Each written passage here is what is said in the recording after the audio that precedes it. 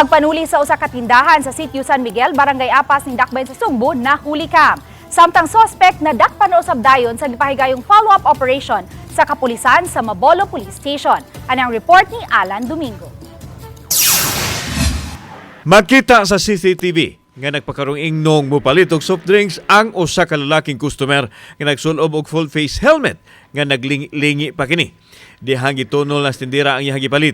Gikuha niya ang iyang armas o gition sa tindira kinsa midemanda sa paghatag sa cellphone ini.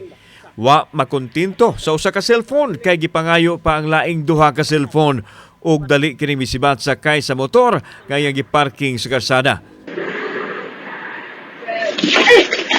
Melom. Ang cellphone lang. Kuha cellphone ba? Itunod din. Ato. Dali.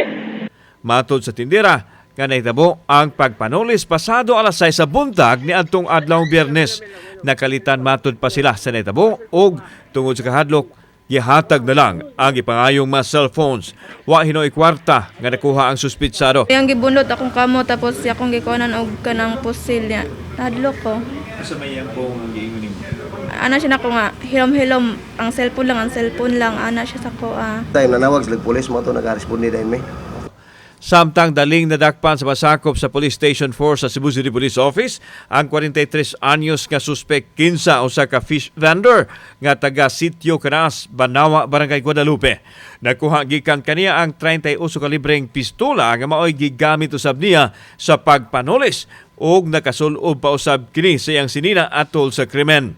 Nakuha usab siya og 15 gramos nga gituhang shabu nga nagkantidad og 102,000 pesos. Ang among rabire kuan siya at large pero paningkamutan ako nga mapayal ni kabuhanto karon bisag karon adlaw.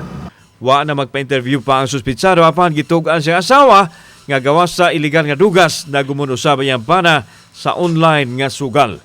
Kauban si Clover Lumayag, ako si Alan Domingo. Balitang Bisdak.